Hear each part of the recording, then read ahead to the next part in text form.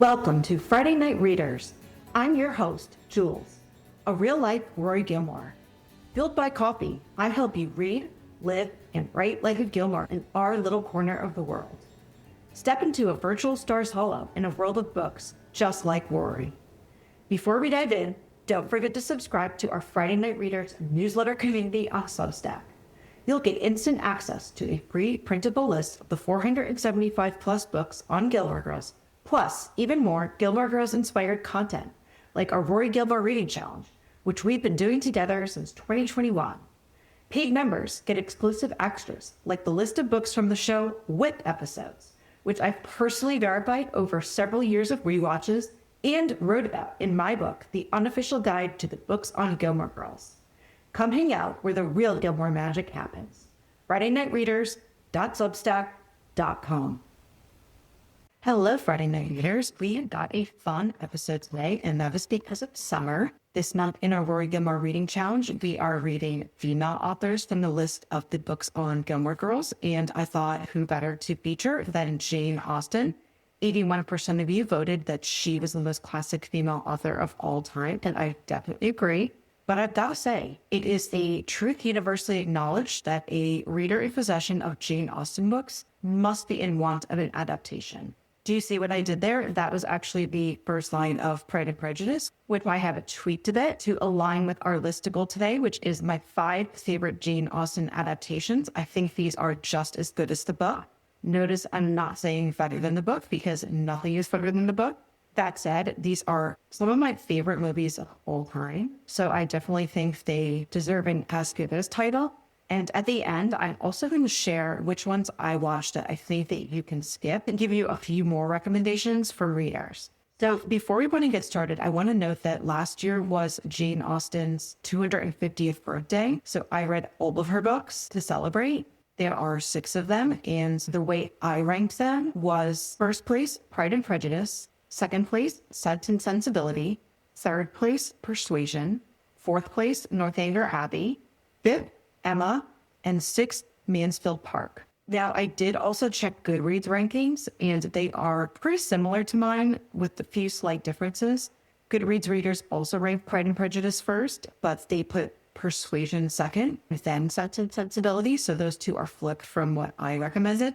Fourth, they have Emma, and my fourth was Northanger Abbey. Then, whereas Mansfield Park was last for me, Goodreads placed it 5th out of 6th, and then lastly, they voted for Northanger Abbey. Now, why are these a little bit different? I think that a lot of readers are very passionate about Persuasion. It's a very yearning romance novel, and I also just think that Mansfield Park is a little bit more talked about than Northanger Abbey. Northanger Abbey is more of a young adult novel, and it's not truly a romance. I do also note that a lot of Austen fans are really into Emma and think it's actually one of her best written novels. For me, it was just a little bit of a slog. I think if I were to pick it up again, I would get some summaries and analyses to help me, and I would probably also listen to the book while I read it. The way some of our readers talked about these books was, as one reader said, you can't beat Wentworth's letter from Persuasion, and another one voted for Sense and Sensibility, because she related to the quirky characters and the dysfunctional family dynamics. I think as Gilmores, we can all relate to books with dysfunctional family dynamics. And truly, I believe that is why Sense and Sensibility ranks above Persuasion for me, because the family drama stuff is just more for me than the really high stakes romance. If you're choosing to read Austen this summer, one thing I want to recommend to you is the Audible originals. They are exclusive to Audible, and they are narrated by famous actors, and I found these to be especially immersive. You get people like Emma Thompson, who we'll talk about today, Rosamund Pike, who starred in a Jane Austen adaptation, and I just think that these actors are so skilled in their craft that it makes it that much easier to get into the book and understand the classic text.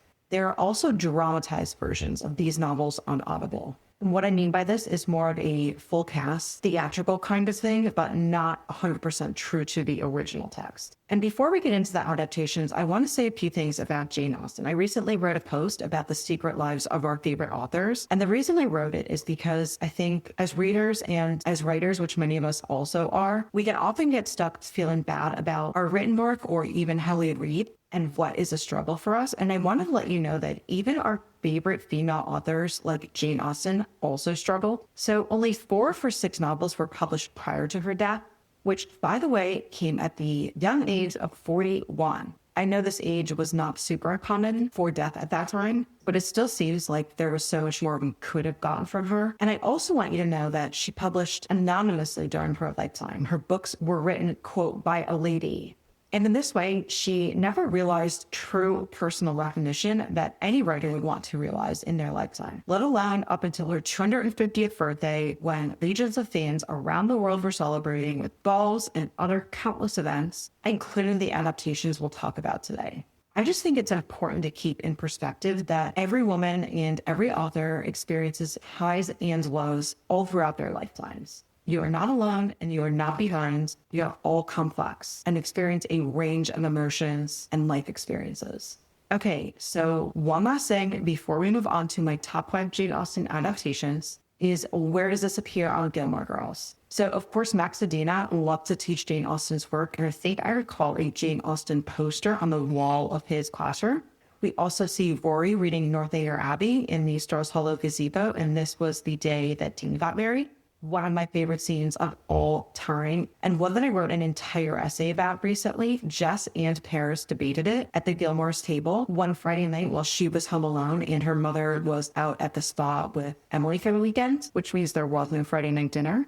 And I honestly think this is one of the smartest and best scenes in the entire series. We really see these two go at it. Personally, I believe that Gilmore Girls fans deserved way more of Jess and Paris together in scenes like these, but I digress. The last time we see Jane Austen on Gilmore Girls is that Dean actually admitted to trying and liking it, and he hands Pride and Prejudice back to Rory. So of course she recommended it to him, and then that's why he read it. But I actually think this is pretty sweet. I know there's a lot of Dean haters out there, but I think it shows that he was trying to impress her and trying to give the things that she likes a chance. So on to my top 5 Jane Austen adaptations. The reason I am featuring Jane Austen this way this month, not through a book or her books in general, is because I want to do this in a very light and summery way.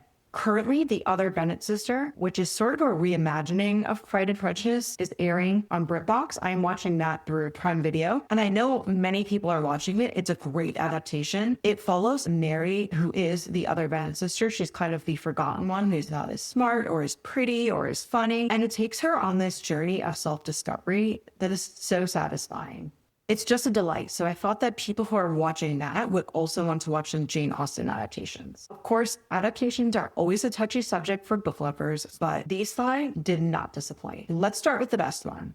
My personal favorite is Pride and Prejudice, the 2005 version with Keira Knightley.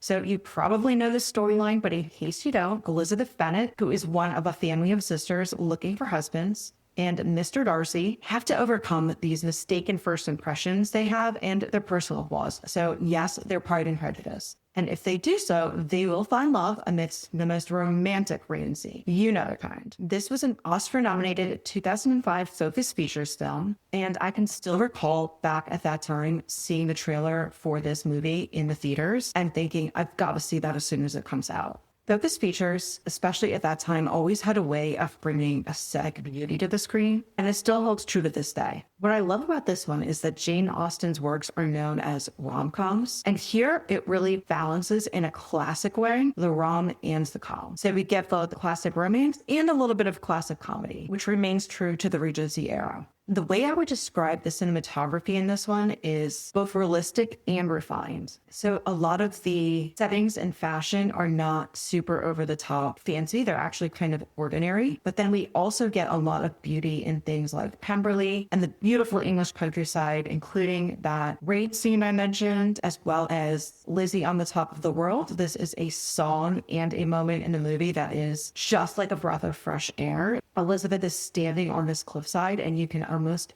feel the wind going through her as this beautiful song plays. And while we were talking about music, this is one of my favorite soundtracks of all time. It's classical and I listen to it all the time while I work. Of course, we all know that music can make or break a movie, and here it totally makes it. A paid subscriber, Karen, agreed with me on this one in our chat.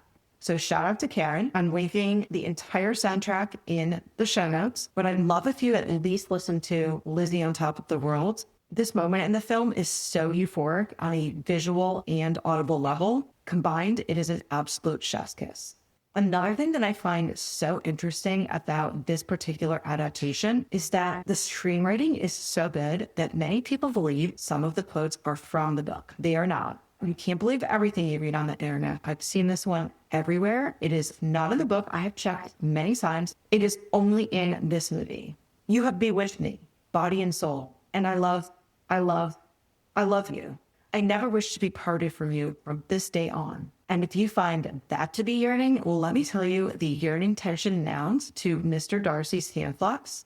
Yes, that is hand flex, I said. If you're not familiar with the film, this is a moment where he helps Elizabeth into a carriage and she sort of turns back and looks at him after he touches her, and the camera pans to his hand, which makes a flex. I know this sounds crazy, but you've got to see it. It totally defines the restraint involved in romance at that time and the desire he had to touch her again and probably more deeply. This was actually an improv by the actor who played Mr. Darcy. The director saw it and said, you've got to do that again, and we've got to catch it on film.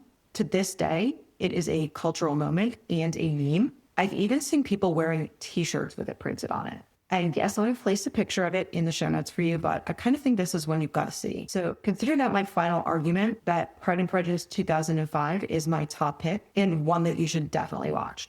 Number 2, and this is a very close second because this is one of my favorite movies of all time. It is Clueless from 1995. This was the age of rom-coms, but very few actually defined a generation the way Clueless did. I would know. I was in middle school at the time, and I still recall sitting at the movie theater, watching this film, and how we were immediately transformed after we left the theater. We were singing the song, we were saying the sayings, we were wearing the clothes. And you may be thinking, how the heck is this a Jane Austen adaptation? Well, it is an adaptation of Emma. Here, it stars a rich kid of Beverly Hills. Her name is Cher, yes, named after the one and only Cher, played by Alicia Silverstone. She's a high school student who loves to become involved in everyone else's love lives, including her friends and even her teachers. In the process, she messes up her own, including chasing after this James Dean-looking Rat Pack kind of guy who may actually not like women, until once and for all, she finally realizes that her cringeworthy former stepbrother is actually her perfect match.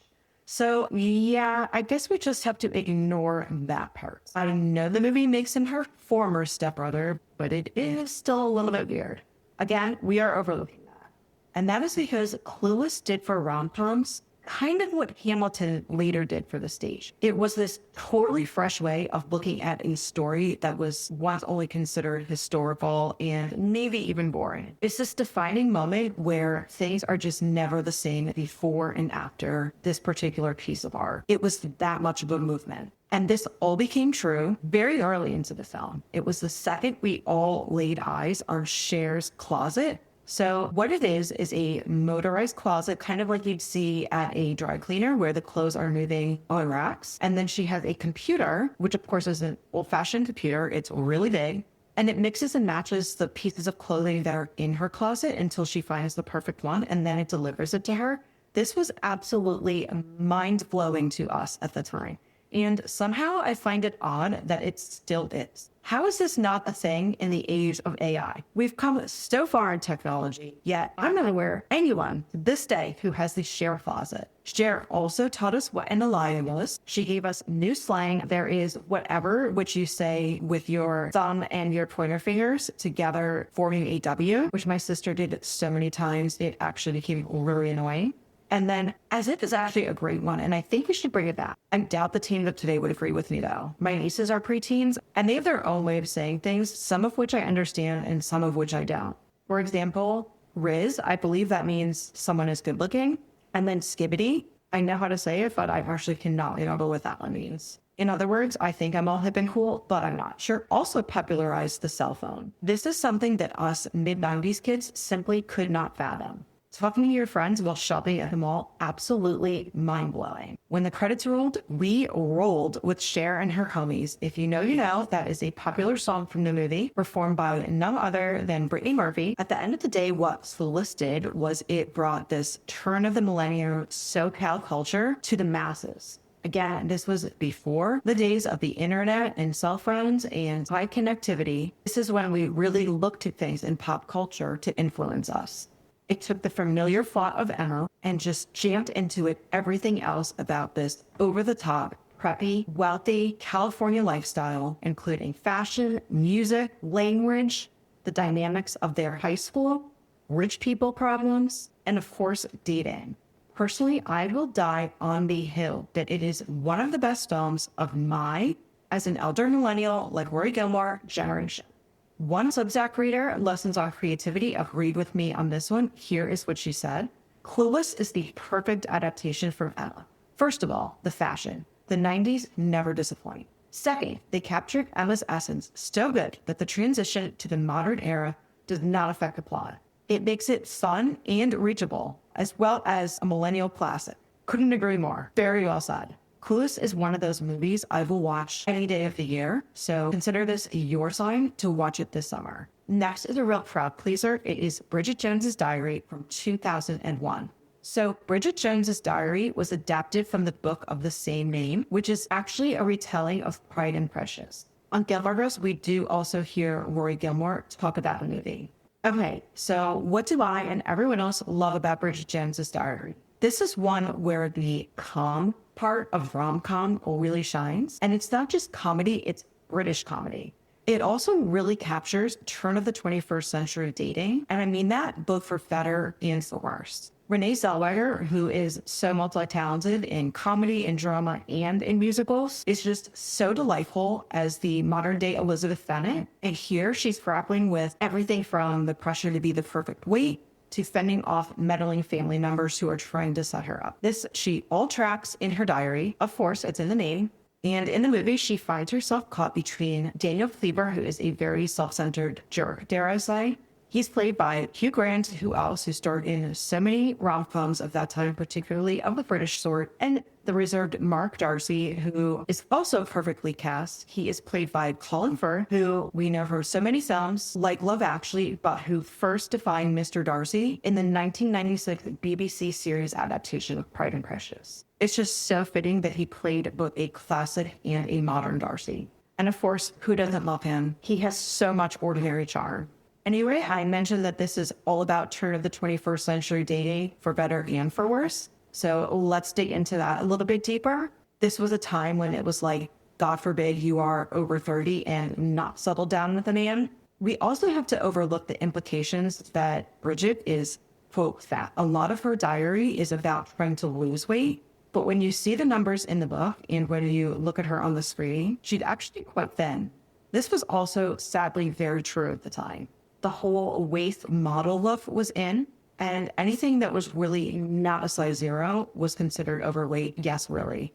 When I said for worse, I really did mean for worse. This was also a time in rom-coms where women weren't really shown as strong and feminist and independent and leaders. It was more like they were tripping over themselves all the time and kind of the ugly duckling who needed to be saved by a man. But all of that said, it is totally worth it because Bridget Jones is so relatable and her comedy is so slapstick. There is this scene in particular, it's such a short one, but it's so memorable to me, both from the first time I saw it and to this day, where she is in the convertible with Hugh Grant and her little headscarf flows off. So, of course, her hair is blowing everywhere. And she's saying she sees herself as Grace Kelly and she's on this romantic date and going on a getaway. And she ends up at this hotel with hair all over the place. And to me, that is something that every woman can relate to, as well as, of course, her granny panties.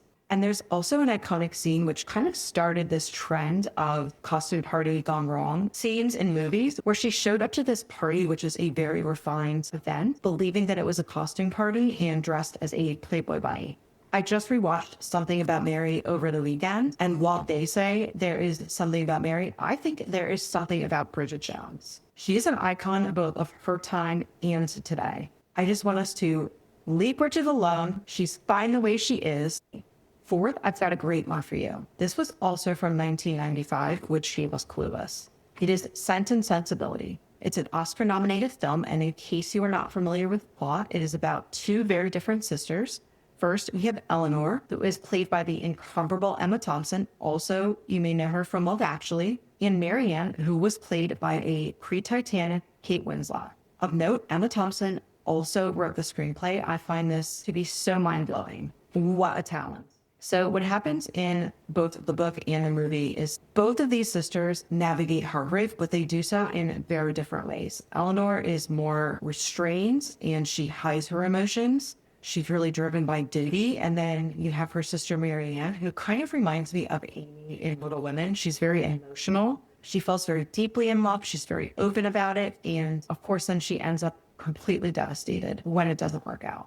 The book is more about the tensions of their yin and yang than necessarily tensions within relationships. And I thought that this translated seamlessly to the screen in this adaptation. The way I would describe this film is cottagecore at its finest. It has this very good old-fashioned romance, simple film set in the English countryside kind of feel that is something so many of us crave when we think about nostalgia and analog living and the very simple things about life that make us just feel good. For that reason, I like to recommend it just as spring starts. I always think of spring as the season of Austen because of the English countryside. And I think that the way this film is shot really gives you that vibe that you're looking for at that time of year when you're just coming out of a cold and dark winter and wanting to feel hopeful about all that is life. Did I mention that Hugh Grant, once again, and Alan Rickman also star? You may know Alan Rickman better as Professor Snape in Harry Potter, or you may also know him from co-starring with Emma Thompson in Love Actually. At the end of the day, I think that the way these parallel stories are told through four beloved actors and one very supremely talented director, Ang Lee, who is the director of Brokeback Mountain, which I also think is one of the best movie adaptations of all time. It's a beautiful, yearning, romantic, tear-jerking story, and the cinematography is lush and beautiful. This all just deepened my appreciation of the novel, and I think that this really, when we look at adaptations, is the best outcome we can hope for. So for true Austenites, I would recommend Sense and Sensibility. Last but not least, in my top 5 is 2020's Emma. This one was also Oscar nominated, and when I first saw the trailer, I immediately noticed that it looked like a blend of classical and modern. And in these circumstances, I think you just never know, is this going to end up inspiring me or infuriating me? And luckily, this one fell into the inspired category. Emma is played by Anya Taylor-Joy, who you may know better from The Queen's Gambit. She has those beautiful big eyes and porcelain skin. And Bill Nighy, who is the rock star in Love Actually, also plays in it. I know he is a fan favorite, who is beloved by moviegoers everywhere. So I do want to recap the story of Emma because I know that we talked about it in Clueless, but that story as a retelling is a little bit different. So Emma is about a wealthy and charming young woman, and she prides herself on being a matchmaker. But in doing so, she is always misreading the dynamics around her. And of course, dynamics, romantic and social, were a big part of what Jane Austen wrote about. This ends up causing her more harm than good. So through all of her experiences with love and around love, she must learn self-awareness and humility. So again, it really feels like lessons of the time.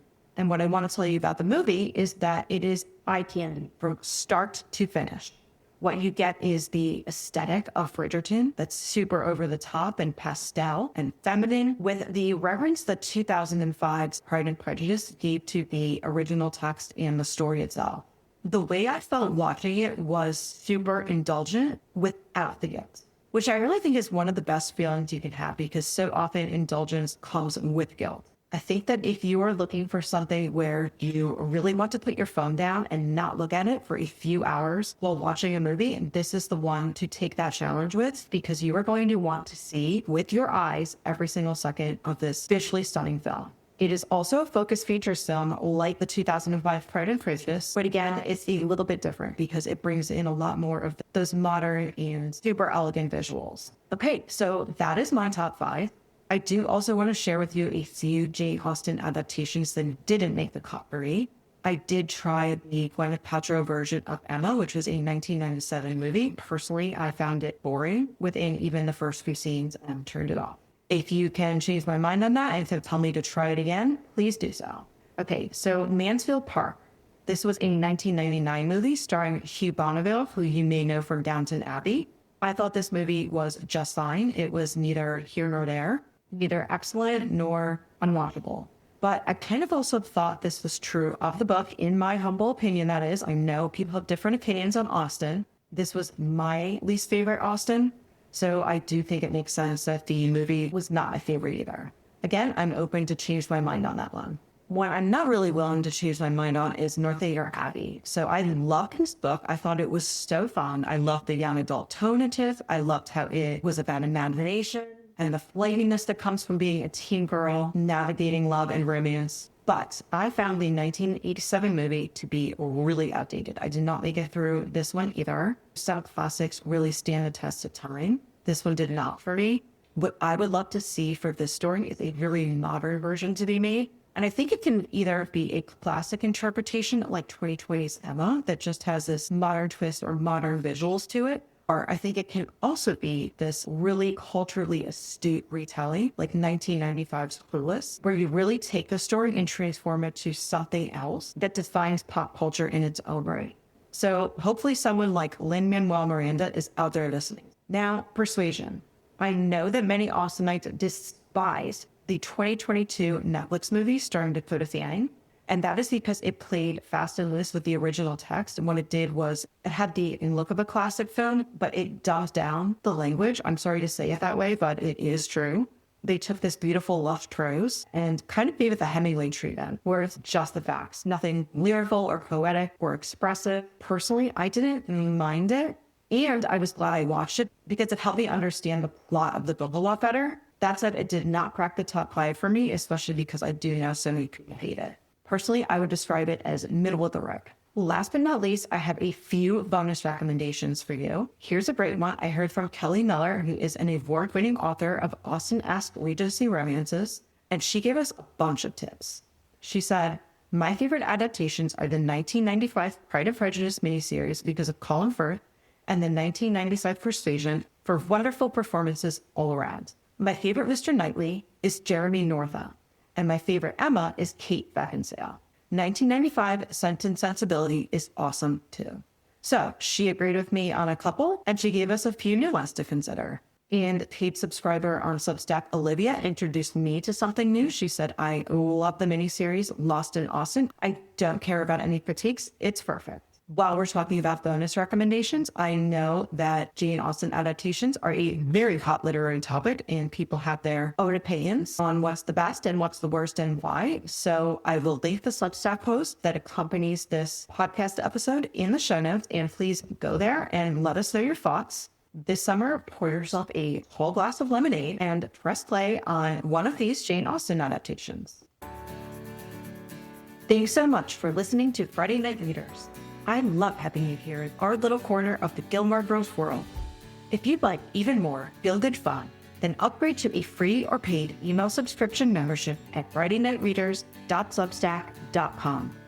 Free members get my personally verified list of the 475 plus books on Gilmore Girls. Upgrade to paid for the list with episodes based on my years of rewatches and the writing of my book, The Unofficial Guide to the Books on Gilmore Girls.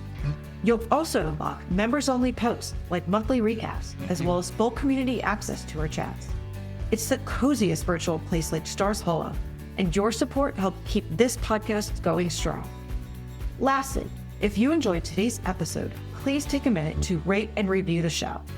It helps other Gilmore fans find us, which helps me provide you with more content like this. Until next time, life's short, read fast,